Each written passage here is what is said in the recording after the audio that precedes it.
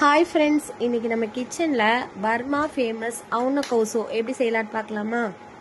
அதுக்கு ஒரு குக்கர் எடுத்து வச்சுருக்கேன்.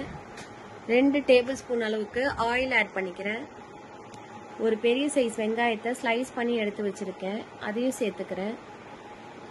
வெங்காயம் இந்த அளவுக்கு வதங்கினதுக்கப்புறம் 1 டேபிள் ஸ்பூன் அளவுக்கு இஞ்சி பூண்டு பேஸ்ட்டு சேர்த்து வதக்கி விட்டுக்கலாம்.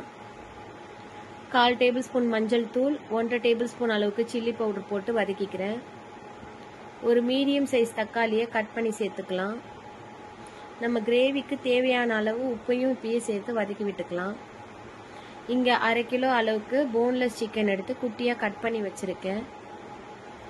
தக்காளி இந்த அளவுக்கு வதங்கினதுக்கப்புறம் சிக்கனை ஆட் பண்ணி வதக்கி விட்டுக்கலாம். நல்லா 3 நிமிஷத்துக்கு வதக்கிக்கலாம். இப்போ அதில் 1 கிளாஸ் தண்ணி, ஒரு வெங்காயத்தை ரஃபாக கட் பண்ணி சேர்த்துக்கிறேன். குக்கரை க்ளோஸ் பண்ணி 3 விசில் வச்சுக்கலாம். நூடுல்ஸ் வேக வைக்க தண்ணி சூடாயிடுச்சு. நூடுல்ஸ் ஆட் பண்ணி உப்பு போட்டு வேக வச்சுக்கலாம். இப்போ குக்கரை ஓப்பன் பண்ணி பார்க்கலாம்.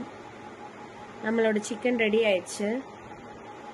ஒரு ஃபுல் தேங்காயில் 2 லிட்டர் தண்ணி அளவு சேர்த்து பால் எடுத்து வச்சுருக்கேன், அதை ஆட் பண்ணிக்கலாம்.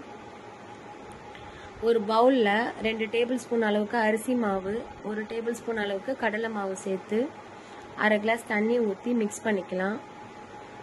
நம்மளோட சிக்கன் கிரேவி இந்த அளவுக்கு சூடு வந்ததுக்கப்புறம் கரைச்சி வச்ச மாவை சேர்த்து கட்டிகள் இல்லாமல் கொதிக்க விடலாம்.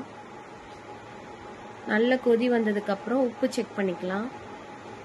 5 மினிட்ஸ் சிம்லேயே இருக்கட்டும். நம்ம சேர்த்த மாவோட பச்சை வாசனை போய் எண்ணெய் இந்த அளவுக்கு பிரிஞ்சதுக்கப்புறம் அடுப்பை ஆஃப் பண்ணிக்கலாம்.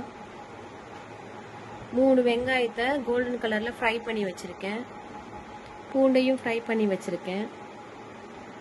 நூடுல்ஸும் வெந்துருச்சு. பூண்டு ஃப்ரை பண்ண ஆயிலை ஊற்றி மிக்ஸ் பண்ணிக்கலாம்.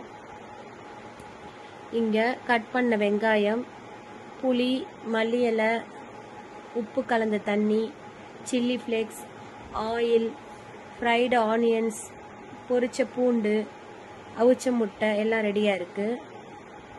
நூடுல்ஸ், கிரேவி எல்லாத்தையும் வச்சுக்கலாம். இப்போ அசம்பிள் பண்ண ஆரம்பிச்சிடலாம். ஒரு பவுலில் நூடுல்ஸ், ஃப்ரைட் ஆனியன்ஸ்,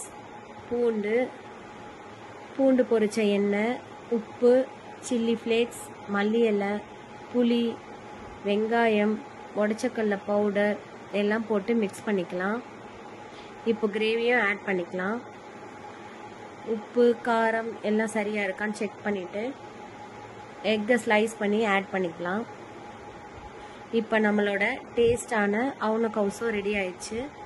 என்ஜாய் பண்ணலாம். இந்த வீடியோ உங்களுக்கு பிடிச்சிருந்தா லைக் பண்ணுங்க, ஷேர் பண்ணுங்க, மறக்காம சப்ஸ்கிரைப் பண்ணுங்க.